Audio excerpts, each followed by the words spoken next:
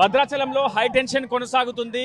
అటు బహుళ అంతస్తుల భవనం కుప్పకూలిన ఘటనలో ప్రభుత్వ సేవలు కావచ్చు, సహాయక చర్యలపై అసంతృప్తి వ్యక్తం చేస్తూ క్షతగాత్రుల కుటుంబ సభ్యులు భద్రాచలం రహదారిపై ఆందోళనకు దిగారు. ప్రస్తుతం వాళ్ళంతా కూడా ప్రొటెస్ట్ చేస్తున్నారు. వెంటనే వారిని అక్కడ నుంచి తొలగించే ప్రయత్నం చేస్తున్నారు. రహదారిపై నుంచి వారిని తొలగించే ప్రయత్నం చేస్తున్నారు. ప్రస్తుతం మనం చూస్తున్నాం వాళ్ళంతా కూడా తోపులాట వాగ్వాదానికి దిగుతున్నటువంటి పరిస్థితి కనిపిస్తుంది. ఒకవైపు తమ వాళ్ళు ఆ శిథిలాలలో కూరుకుపోయారని వాళ్ళు పెద్ద ఎత్తున ఆవేదన అసంతృప్తి వ్యక్తం చేస్తున్నారు.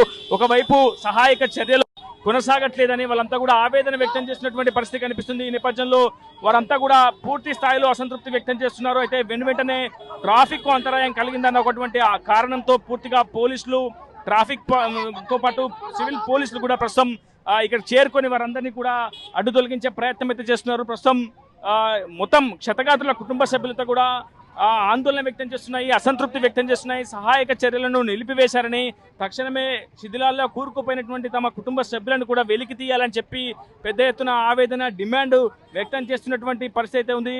ఒకవైపు ప్రభుత్వ సేవలు కొనసాగుతున్నాయి, ఒకవైపు సహాయక చర్యలను కూడా కొనసాగిస్తున్నామని చెప్పి అధికారులు చెప్తున్నటువంటి నేపథ్యంలో పూర్తిగా సహాయక చర్యలు నిలిపివేశారని, ఉపేందర్ అనే ఒక వ్యక్తి పూర్తిగా శిథిలాల్లో కూరుకుపోయి ఉన్నాడని, అతన్ని బయటికి తీయాలని చెప్పి కూడా పూర్తి స్థాయిలో వాళ్ళంతా కూడా ఆందోళన వ్యక్తం చేస్తున్నారు. ప్రస్తుతం పోలీసులు వారి ఆందోళనని పూర్తిగా పరిస్థితిని అదుపులోకి తీసుకొచ్చే ప్రయత్నం చేసిన ఈ నేపథ్యంలో బాధిత క్షతగాత్రుడి కుటుంబ సభ్యులకు అటు పోలీసులకు మధ్య వాగ్వాదం, తోపులాట అయితే జరుగుతుంది. ఖచ్చితంగా తమకు న్యాయం జరగాల్సిందే అంటూ కూడా క్షతగాత్రుల కుటుంబ సభ్యులు డిమాండ్ చేస్తున్నారు. ఇప్పటికే బహుళ అంతస్తుల భవనం కుప్పకూలిన ఘటనలో మృతుల సంఖ్య 1కి చేరుకుంది. కామేశ్వర్ అనే ఒక తాపీ మేస్త్రి మృతి చెందాడు. జగదీష్ కాలనీకి చెందినటువంటి వ్యక్తి. ప్రస్తుతం మరొక వ్యక్తి ఉపేందర్ అనే తాపీ మేస్త్రి కూడా బహుళ అంతస్తుల భవనం శిథిలాల్లో కూరుకుపోయాడని చెప్పి సమాచారం అయితే అందుతుంది. అతన్ని వెలికి తీసేందుకు కూడా ఎన్డీఆర్ఎఫ్ బృందాలు, సహాయక బృందాలు పూర్తి స్థాయిలో సహాయక చర్యలు కొనసాగుతున్నటువంటి నేపథ్యంలో అకస్మాత్తుగా బాధితుల కుటుంబ సభ్యులు, జగదీష్ కాలనీ వాసులు చాలా అధిక సంఖ్యలో రహదారిపై బైఠాయించి నిరసన వ్యక్తం చేస్తున్నారు. వెంటనే ఇక్కడ చేరుకున్నటువంటి పోలీసులు వారి ఆందోళనను కూడా అడ్డుకునే ప్రయత్నం అయితే చేస్తున్నారు. ఖచ్చితంగా ప్రభుత్వ సహాయక చర్యలు కొనసాగుతూనే ఉంటాయి. పూర్తిగా క్షతగాత్రులను బయటికి తీసుకొచ్చేందుకు ప్రయత్నం చేస్తున్నామని చెప్పి పోలీసులు చెప్తున్నారు. కానీ పూర్తిగా సహాయక చర్యలు నిలిపివేశారంటూ కూడా ప్రస్తుతం పోలీసులతో బాధిత కుటుంబ సభ్యులు ఆందోళనకు దిగుతున్నటువంటి పరిస్థితి కనిపిస్తుంది. ప్రస్తుతం మనం చూస్తున్నాం వాళ్ళంతా కూడా పోలీసులతో వాగ్వాదానికి దిగుతున్నారు. తమకు న్యాయం జరగాల్సిందే అంటూ కూడా వాళ్ళు ఆందోళన, అసంతృప్తి వ్యక్తం చేస్తున్నారు. ప్రభుత్వానికి వ్యతిరేకంగా గలం విప్పుతున్నారు. ప్రస్తుతం లారీకి అడ్డంగా వచ్చే ఒక వ్యక్తి బైఠాయించినటువంటి పరిస్థితి కనిపిస్తుంది. పోలీసులు అతన్ని లాక్కెళ్లే ప్రయత్నం చేస్తున్నారు. ప్రస్తుతం పరిస్థితి ఉద్రిక్తతకు దారితీస్తుందనే చెప్పుకోవాలి. అధిక సంఖ్యలో జగదీష్ కాలనీ వాసులు, బాధిత క్షతగాత్రుడి బంధువులు, కుటుంబ సభ్యులు ఒకసారిగా వచ్చారు. ప్రస్తుతం పరిస్థితి చూస్తున్న పోలీసులు వారిని అడ్డుకునే ప్రయత్నం చేస్తున్నారు, వారితో వారించే ప్రయత్నం చేస్తున్నారు, వారిని రహదారిపై నుంచి పక్కకు నెట్టివేసే ప్రయత్నం చేస్తున్నారు. ఈ నేపథ్యంలో అటు క్షతగాత్రుడి బాధితులకు, మరోవైపు పోలీసులకు మధ్య తోపులాట, వాగ్వాదం అయితే చోటు చేసుకుంటుంది. ప్రస్తుతం పరిస్థితిని అదుపులోకి తీసుకొచ్చేందుకు పోలీసులు అయితే ప్రయత్నం చేస్తున్నారు. ఇప్పటికే మృతుల సంఖ్య ఎంతకు చేరుతుందనే అంశంపై ఒక క్లారిటీ రావాల్సింది. లోపల శిథిలాల్లో ఎంతమంది కూరుకుపోయారో కూడా ఒక క్లారిటీ లేదు. ఒకవైపు అడ్డా కూలీలు కావచ్చు, తాపీ మేస్త్రీలు కూడా ఇద్దరు అందులో చిక్కున్నట్టు సమాచారం అందుతుంది. కామేశ్వర్ అనే ఒక వ్యక్తిని బయటికి తీసేందుకు ప్రయత్నం చేస్తారు. అతను రెస్క్యూ చేసేందుకు కూడా సహాయక చర్యలు, సహాయక బృందాలు అయితే పనిచేస్తాయి. అయితే ఈ నేపథ్యంలో కామేశ్వర్ అనే తాపీ మేస్త్రి మృతి చెందారు, చికిత్స పొందుతూ. మరోవైపు మరొక క్షతగాత్రుడు ఉపేందర్ ప్రస్తుతం శిథిలాల్లోనే చిక్కుకున్నట్టు సమాచారం అవుతుంది. అయితే ఇప్పటి వరకు సహాయక చర్యలు చేపట్టకపోవడంపై ప్రస్తుతం బాధితుల కుటుంబ సభ్యులు అయితే ఆందోళన వ్యక్తం చేసినటువంటి పరిస్థితి కనిపిస్తుంది. ప్రస్తుతం వీరితో మాట్లాడించే ప్రయత్నం చేద్దాం. అన్న, ఏమైంది అసలు, ఎందుకు ఆందోళన చేస్తున్నారు? ఉపేందర్ రాజు గురించి ఏమైనా తెలుసు?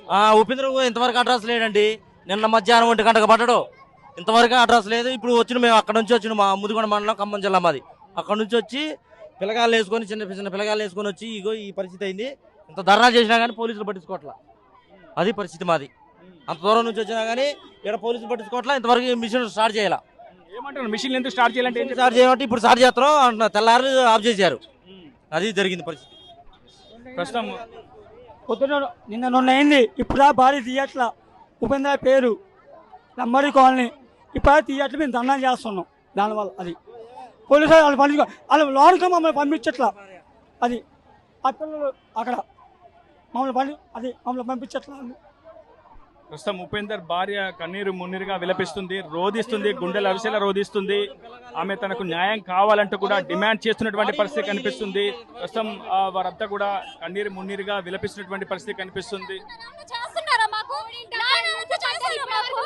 ఇంతవరకు శవాలు బయటకు తీసారా చెప్పండి మీరే. అవుతుంది ఇప్పుడు, ఎప్పుడో 3ంటికి పడ్డాడు, ఇంకా తీయరా? పోలీసులు ఇందుకేనా ఉన్నది? వీటికైతే ఉంటారు. మమ్మల్ని కొడుతున్నారు. ఇదేనా న్యాయం మాకు? ఇదేనా న్యాయం మాకు? వాళ్ళు నేరుగా ప్రశ్నిస్తున్నారు. 6 మంది ఉన్నారు, 6 ప్రాణాలు పోతాయి అక్కడ. వారు నేరుగా ప్రశ్నిస్తున్నటువంటి పరిస్థితి కనిపిస్తుంది.